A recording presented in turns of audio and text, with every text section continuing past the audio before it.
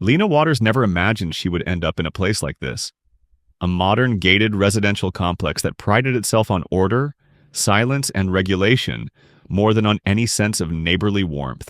It wasn't the kind of neighborhood where kids played freely on the sidewalks or where people borrowed sugar from the unit next door.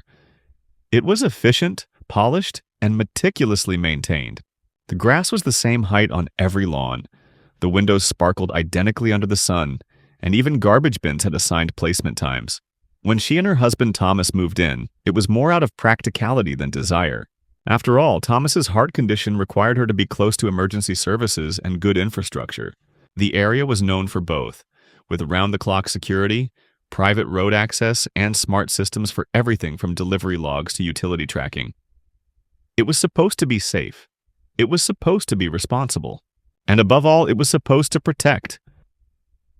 Thomas, a retired firefighter who had faced burning buildings with more calm than most people faced a bad day, had been battling cardiomyopathy for years. He was a proud man, the kind who'd check the mailbox even when winded, refusing to admit that his body was failing faster than he could keep up. Lena respected that pride. She didn't coddle him, but watched him closely. She adjusted their routines, worked remotely in the evenings, installed a personal health monitor system that connected to emergency services with one push. She thought she'd done everything right. They had agreed this home would be their calm space, their quiet place to breathe between doctor visits and health scans. And for a while it was. Their building had a central elevator and only 6 units on their floor. Directly across the hall lived Karen Brindle, a woman whose entire life seemed built around rules, routines, and minor power. She was overweight, loud when she thought she wasn't being overheard, and always ready to report anything that didn't fit her vision of acceptable behavior. She wasn't on the board officially, but everyone knew she acted like she was. She had once issued a typed warning note to a neighbor who left a welcome mat that didn't match the building's earth tone policy. Lena kept her distance. She wasn't confrontational. She didn't like noise. Her job in emergency logistics made her efficient, pragmatic, and quietly sharp. She knew how things worked, how systems failed, and how people slipped through cracks. But she never thought Thomas would be one of those people. She never thought their so-called secure home would become a trap. The morning began like any other. Silent halls, artificial sunlight filtering through the blinds, and the faint hum of the building's ventilation system masking the stillness that had become routine in their home. Lena returned from the laundry room, balancing a small basket against her hip, when she noticed the door to the apartment was slightly open.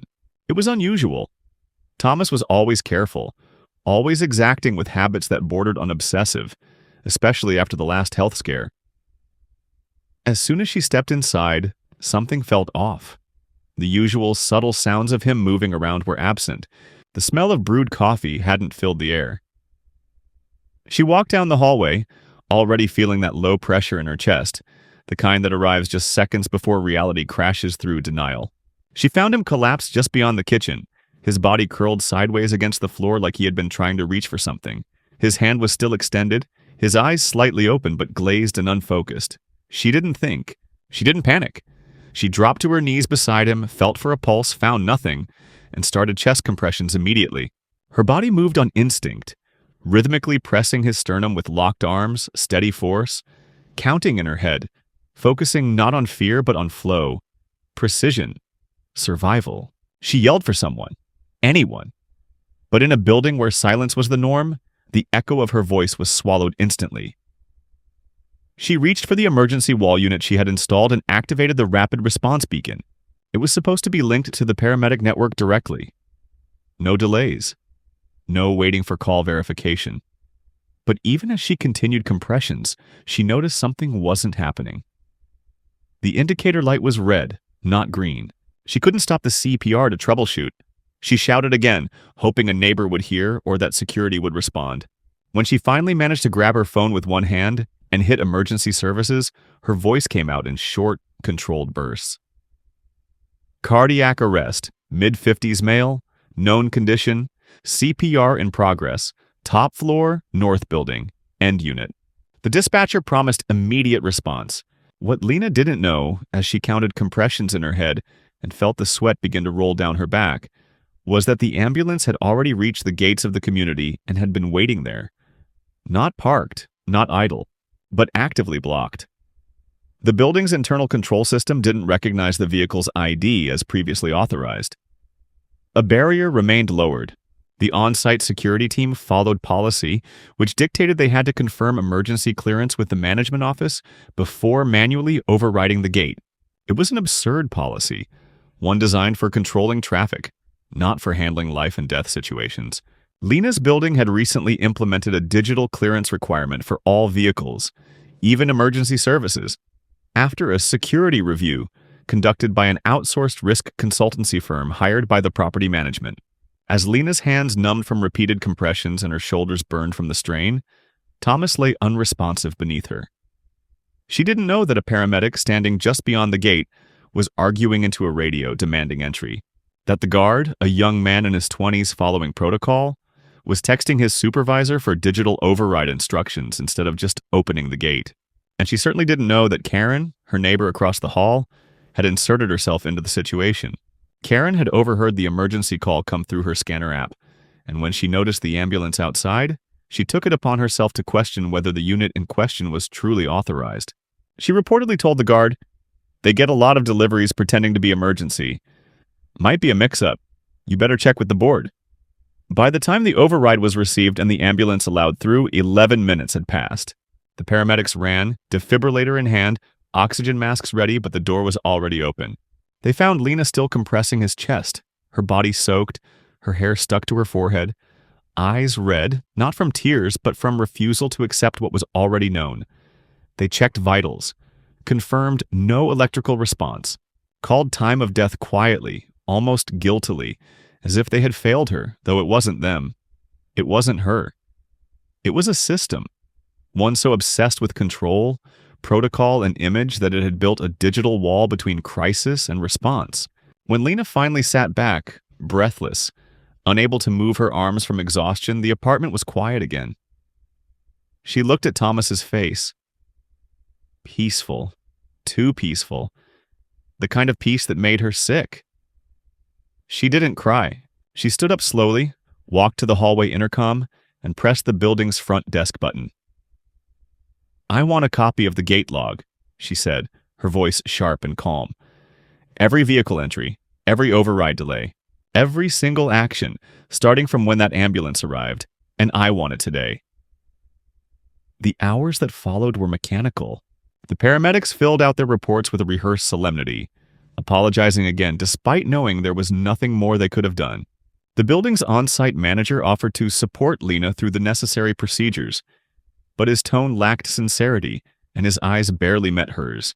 He spoke like someone trying to move past an uncomfortable moment, rather than someone facing a preventable death. Lena declined his help.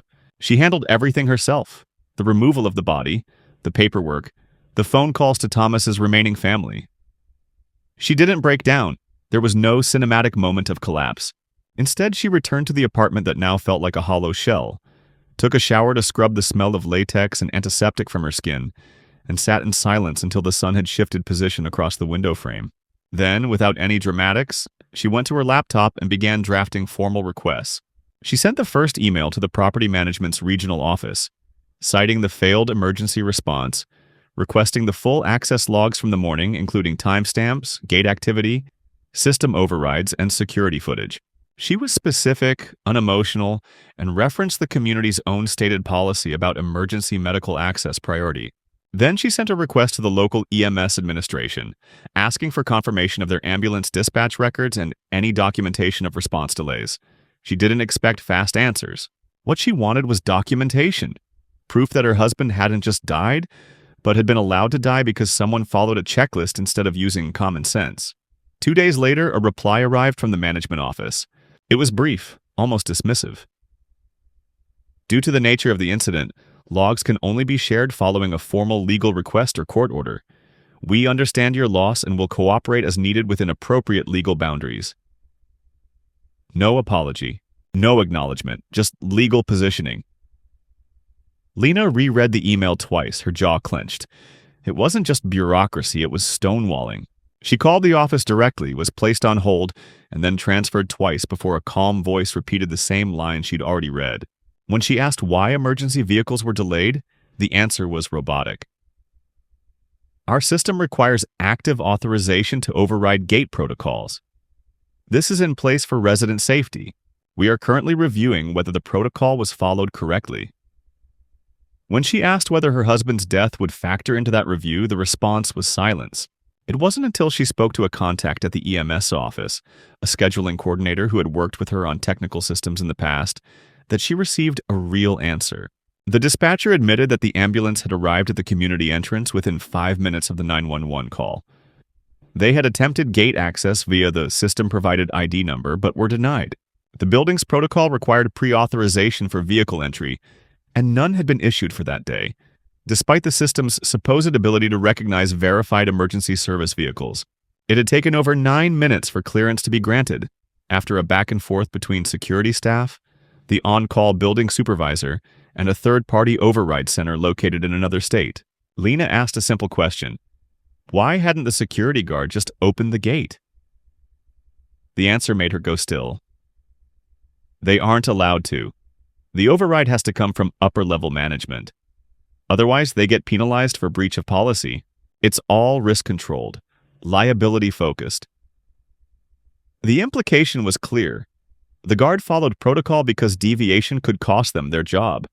There was no room for human judgment in a structure designed to minimize corporate exposure. People weren't participants in the system. They were just numbers in its log.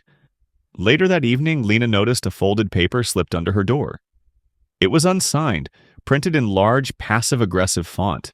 Please refrain from disruptive conversations in the hallway. This is a residential community. Noise and emotional disturbance are considered violations of resident code of conduct. There was no doubt in her mind who sent it. Karen. Her neighbor's door had remained shut the entire time. Not once had she said a word. But now, apparently, her silence had ended, not with condolences, but with a warning. Lena crumpled the note and threw it into the trash without reading it again. The next day, the building's general manager sent out a community-wide email, carefully phrased and cloaked in corporate neutrality. It mentioned that there had been an incident involving a resident emergency, and that the management team would be re-evaluating emergency access procedures in light of recent events. The message emphasized that the staff had acted in accordance with the protocols in place at the time, and asked residents to direct further inquiries through formal channels. There was no mention of Thomas, no acknowledgement of the death, just the incident. Lena understood what was happening. The management was insulating itself. Any deviation from standard language could be interpreted as admission of fault, and once fault entered the conversation, liability followed. They weren't going to hand her evidence. They were going to wait, stay quiet, and hope she'd fade. Hope the grief would make her compliant. But they didn't understand that grief, in her case, didn't paralyze. It clarified. She contacted a local attorney, but the firm declined representation after careful consideration, citing limited experience with corporate residential litigation. A second lawyer agreed to a consult, but ghosted her after receiving the documentation she'd compiled. She didn't cry, she didn't scream. Instead, she did something else. She contacted the city's Department of Health Services and filed a formal complaint of obstruction of emergency response. She submitted the audio clip of the dispatch call, the time-stamped call log from EMS, and the email from the property manager that confirmed a required override protocol had delayed entry. She included photographs of the building's emergency policy bulletin, which stated that the community had a first responder-friendly system in place. Every sentence, every attachment was deliberate. By the end of the week, a representative from the city's health compliance team reached out to her directly, requesting an in-person interview and confirming that they were initiating a formal review of the building's emergency policies. For the first time since Thomas had died, Lena felt something other than anger or grief. She felt movement. Not justice, not yet, but motion. It meant they could no longer pretend. It meant someone would have to answer. Not just to her, but to the city. And that was only the beginning. The investigator from the city's health compliance office arrived without notice 3 days later. He wasn't dramatic or confrontational. He didn't wear a badge or speak like a detective from a TV procedural. His name was Arthur Brenner, mid-40s, soft-spoken, carrying a simple leather folder and a black pen he twirled between his fingers. He met Lena at a neutral location, a small cafe outside the gated community per his own request. He didn't want to set foot on the property until the review team received internal permission. That, Lena thought bitterly, was already telling. Arthur started the conversation with a simple line. I'm sorry for your loss, and I want you to understand that what we're doing isn't just about checking boxes. This isn't a courtesy call. He listened more than he spoke, took notes while Lena calmly, methodically laid out the events. She didn't embellish or rant. She walked him through the timestamps, the EMS logs, the emergency button failure, and the building's refusal to provide access to internal records. Arthur nodded throughout, occasionally asking for clarification but never interrupting.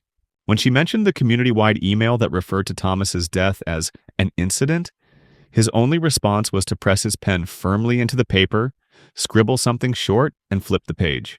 By the end of the meeting, Lena had handed over every piece of documentation she had. Printed emails, EMS dispatch statements, a photograph of the unauthorized noise warning Karen had slid under her door, and screenshots from the building's resident app where they advertised their rapid emergency response system as a selling point. Arthur didn't promise outcomes, he didn't speculate, but he made one thing clear: this wasn't going away. The following morning, the Department of Health Services filed a formal request with the building's management company, demanding access to emergency override records, communication logs, and all related incident reports. It was the first direct pressure the company had faced. By the end of the week, the tone of communication shifted. The management team, once aloof and coldly procedural, began issuing carefully worded statements indicating their cooperation with municipal oversight and commitment to community safety. Lena received an email requesting a second meeting, this time with their regional compliance officer and legal counsel present. She didn't reply. Instead, she forwarded the message to Arthur, who confirmed that any communication now fell under the scope of active investigation. Then, almost predictably, came the retaliation. Lena received notice of a code compliance violation on her balcony, an accusation of improper planter placement, an obscure rule buried in the resident handbook. The fine was $75. 2 days later, she was flagged for unauthorized signage because she had taped a city-issued emergency access instruction sheet to her door for delivery drivers. Another fine. Small but deliberate. She didn't pay. She documented everything. Karen, meanwhile, had become more visible. Emboldened by the silence of the board, she took it upon herself to represent the community's reputation. She was often seen talking to other residents in hushed, urgent tones, gesturing toward Lena's apartment. One morning, Lena walked past the mailroom and heard Karen whisper to a neighbor, "You know, some people just love attention. It's sad, really, weaponizing a tragedy like that. If she hadn't delayed registering the emergency call, maybe he'd still be alive." That was the moment Lena stopped walking. She turned, stepped back into the mailroom, and looked Karen in the eye. "I called for help before I touched the floor," she said, her voice low and cold. "And I didn't delay anything. Your system did. Your rules. Your silence." Karen blinked, clearly not expecting a response. She tried to recover with a passive smile. "I just meant, maybe it all happened so fast." "No," Lena interrupted. "It happened slowly, because you made sure it did." Karen didn't respond. She turned and left, but not before Lena saw the faint tremor in her hand as she fumbled with her purse. Shortly after that, something shifted in the building. Quiet whispers began turning into quieter support. A neighbor, one Lena barely knew beyond passing nods in the elevator, left a short note under her door. "They did the same with my father's ambulance 2 months ago. He survived, but barely. I'm with you." Another neighbor, a woman in her 70s, offered to testify if needed, stating that her building access had failed during a fire alarm test last year, and no one had corrected it until she filed a complaint with the city. Still, management kept their distance. The investigation expanded. Arthur confirmed that the company had a long-standing contract with a private tech vendor, managing their digital gate and ID systems. That vendor, however, had no formal protocol for emergency overrides. Those were created entirely by the building's internal policies. The system wasn't broken, it was designed that way. Every delay, every locked gate, every incident had been a predictable outcome of a process optimized for liability, not safety. And that process was traced back to a series of signed policy memos from the building's regional director, Eleanor Kendricks. Lena had seen that name only once, buried in the property documentation under corporate contact. She had never met her. Eleanor had never once stepped foot into the building, not for meetings, not for inspections. But her signature had approved the very override rule that killed Thomas. Arthur managed to obtain a copy of the internal memo, an instruction sent via secured corporate channel stating that on-site security must not override access without prior authorization from regional dispatch or risk full liability exposure. In AE, red box at the bottom, the instruction continued. Do not default to emergency access unless Protocol Sequence 4B is verified and manually cleared. Arthur read the memo aloud during their next meeting. He paused when he finished and looked at Lena. This isn't a review anymore, he said. It's a case. We're escalating this to legal counsel and civil liability review. You have the right to initiate proceedings. Lena didn't speak for a moment. She looked out the window, eyes narrowed at the clouds moving across a pale sky. She had waited, documented, followed every rule they used as weapons against her. Now it was her turn. That night, she began reaching out, not to lawyers this time, but to the Emergency Responders Union, to the City Ombudsman, and to a legal support group specializing in wrongful death caused by procedural obstruction. Not one of them hesitated. Within 48 hours, she had a legal team. And this time, they were working pro bono. The line had shifted.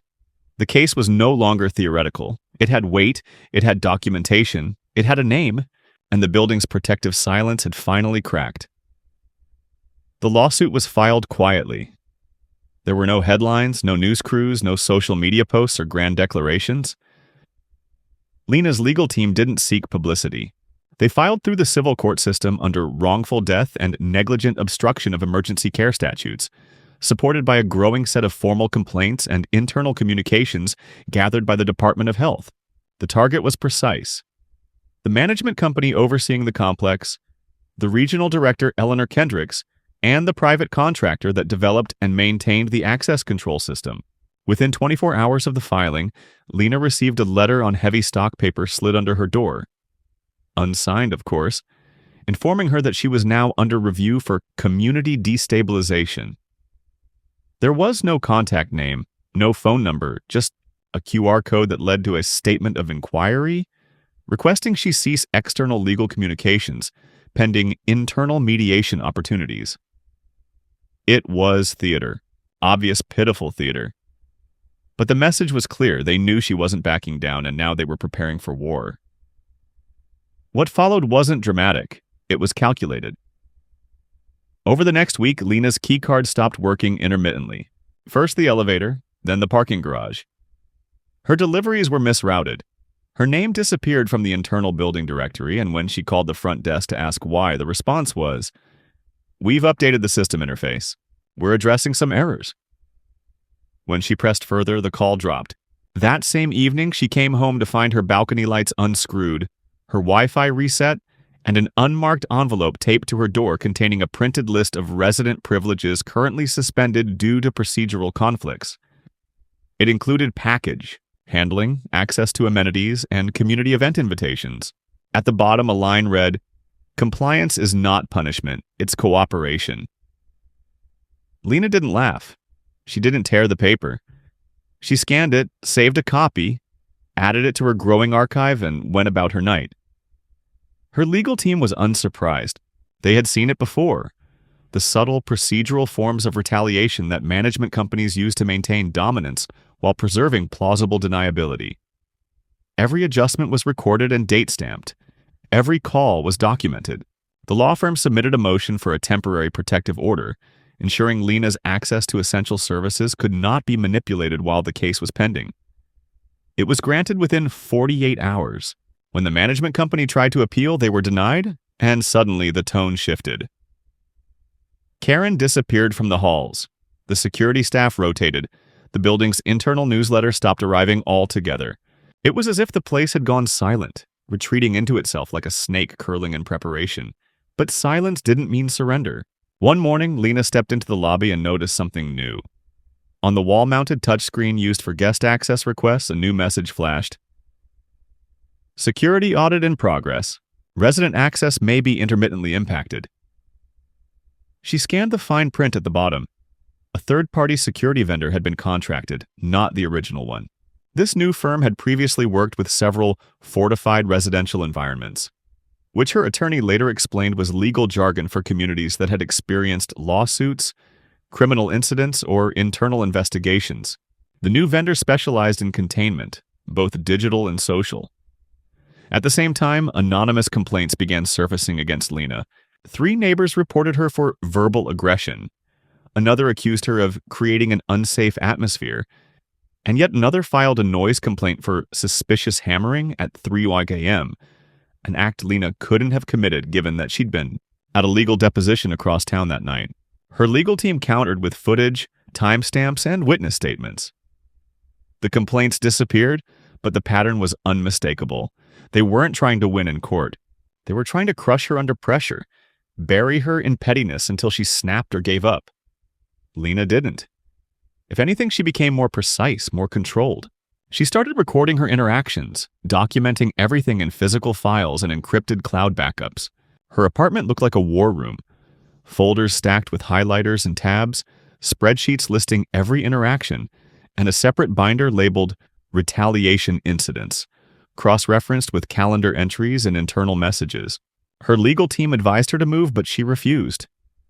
"They took my husband," she told them. "They don't get to take my home, too." Meanwhile, discovery yielded a breakthrough.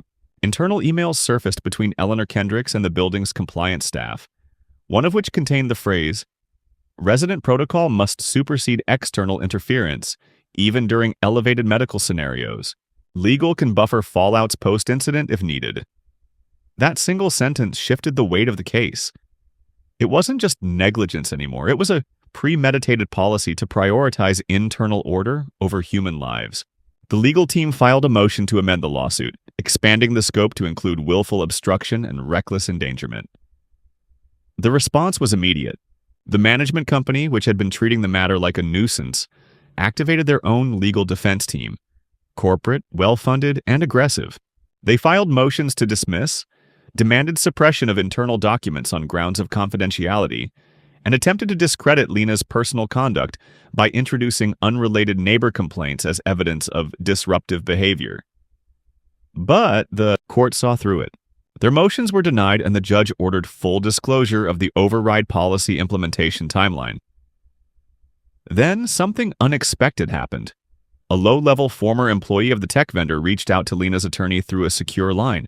She didn't want to testify, but she provided a package of anonymized server logs and internal documents, showing that the override feature had been disabled as part of a cost-efficiency rollout, deliberately delaying gate operations to reduce legal liability from unauthorized access. The package included performance projections showing that delayed entry during non-fire emergencies does not significantly impact resident satisfaction metrics. The phrase alone turned stomachs. Resident satisfaction metrics had been used as a metric to justify avoidable death.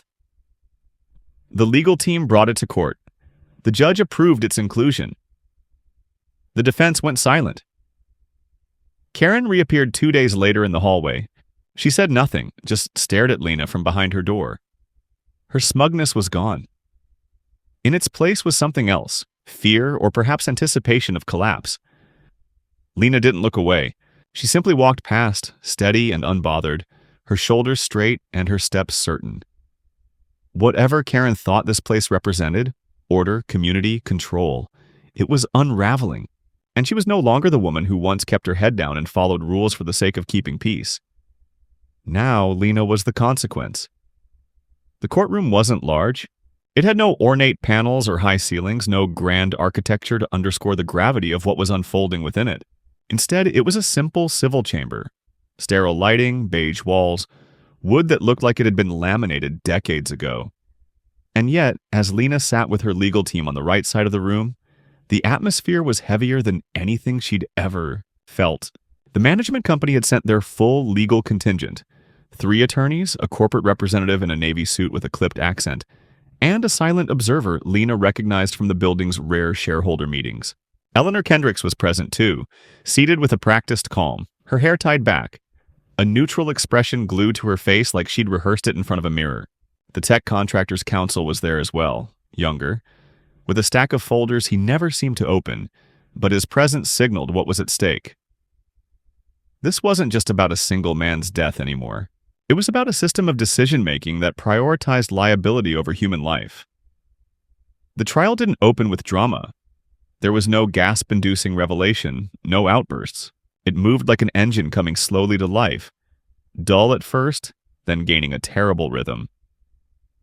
Lena's lead attorney, a woman named Dana Evers, began with the story, not the policy.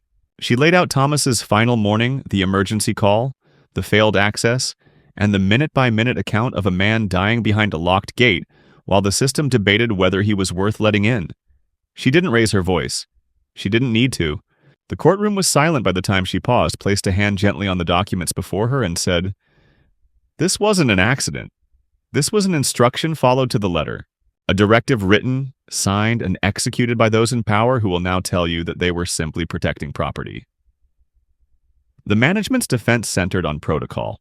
Their lawyers argued that their employees had no authority to override policy without administrative approval, that the override delay was a regrettable outcome, but not a criminal act, that every action taken was within the framework of corporate liability protection. They emphasized that Lena's husband had a known medical condition and implied, carefully, obliquely, that perhaps the outcome was inevitable regardless of the delay. But Dana's team dismantled that defense piece by piece. They introduced the server logs showing intentional deactivation of emergency override functions. They read aloud the internal memos instructing staff to prioritize resident satisfaction ratings over response efficiency. They presented the spreadsheet calculating death risk probabilities against potential lawsuit payouts. And finally, they submitted the email written by Eleanor Kendricks herself, in which she advised her team to allow corporate to absorb impact after policy enforcement, not before. The judge was calm, but not detached. He asked questions. He took notes. And when he allowed the former vendor technician's anonymous evidence to be entered into the record over the protests of opposing counsel, Lena saw the first flicker of something close to panic ripple through the management team. Karen was called to testify, though her involvement had never been central to the case itself. She stumbled through her answers, clearly coached but poorly. She admitted to having spoken with security during the ambulance's wait time, but insisted she had merely been concerned about protocol compliance. When asked if she had medical training, she said no. When asked if she believed her input delayed care, she began to cry. Silent, performative tears that earned her no sympathy. Closing arguments were brief. Dana repeated her opening sentence verbatim. "This wasn't an accident." And then added, "It was a choice, and they made it long before that ambulance ever arrived." The defense made a final appeal to process and compliance, to legal frameworks and precedents, but it fell flat. No one wanted to hear about risk analysis charts when a man had died alone in his hallway because someone had to make a phone call to get a gate opened. The verdict came in just before noon the following day. The court found the management company and the tech contractor liable for wrongful death through obstruction of emergency services. The jury awarded Lena $10 million in damages, $6 million for loss of life, $2 million for emotional distress, and $2 million in punitive penalties for deliberate negligence. The room was still. Eleanor Kendricks showed no reaction. She stood, gathered her briefcase, and walked out without a word. The tech contractor's counsel simply nodded and followed. Lena remained seated. She didn't cry. She didn't smile. She stared forward, her posture upright, her eyes clear. The legal victory didn't change the fact that Thomas was gone. It didn't fill the silence of the apartment or erase the final memory of her hands pressing into his chest as he faded beneath her. But it did do something else. It broke the illusion. The structure they had built, the hierarchy of silence, the fortress of procedure, they thought it was untouchable. Today, it was just another system proven human, fallible, and finally accountable. Lena didn't move out immediately. She stayed long enough to see the cracks widen, to feel the way the building began to exhale under the weight of its unraveling authority. The management company attempted to downplay the verdict, issuing a muted internal memo stating that The matter has been legally resolved and community policies will be reviewed for improvements. But the residents had already begun whispering and then speaking aloud and finally questioning openly. The illusion of order had been shattered. Eleanor Kendricks resigned within 2 weeks, and her replacement arrived under a cloud of scrutiny. Contractors came and went. Emergency systems were suddenly tested in public. Gate access protocols were loosened, revised, corrected. There were meetings, so many meetings, about transparency, about rebuilding trust, about being better. None of it mattered to Lena anymore. She had no interest in healing a structure that had killed her husband, and then tried to bury the truth beneath corporate language and procedural indifference. When she finally sold the apartment, she didn't stage it or repaint the walls. She handed the keys to a young couple who were moving in from out of state and didn't know the building's history. She didn't explain. She didn't warn them. Some lessons, she realized, people insisted on learning for themselves. The money from the settlement went untouched in her account. She didn't change cars, didn't take a vacation, didn't remodel a new house. What she did instead was start something else, quiet, focused, and deliberate. She met with legislators. She spoke in closed-room forums with city infrastructure boards. She consulted with emergency response networks, helping them identify residential zones where protocol had become a wall instead of a bridge. She wrote, not for publication, but for testimony. Her story was no longer a tragedy, it was a case study. And still, there were nights when she'd sit at her new kitchen table, just her and the hum of an honest old refrigerator, and she would think of Thomas. Not in that final moment, but in the way he used to lean against the doorway with his arms, crossed, eyes soft, voice low. She would sit in the quiet, not to mourn, but to honor the stillness they had once built together, a stillness that was never meant to be silent. And when she stood up, it wasn't to move on. It was to move forward with everything that had come before still echoing at her back.